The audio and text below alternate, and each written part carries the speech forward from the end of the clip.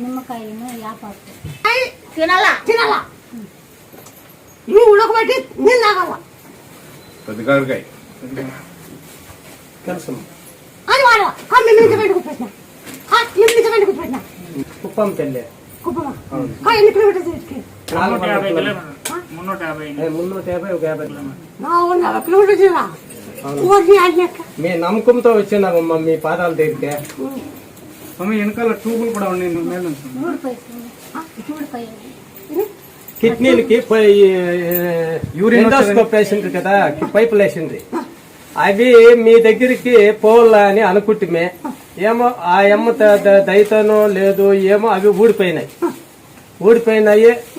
ఇప్పుడు ఏమి మనకి తొందర ఏం లేదు.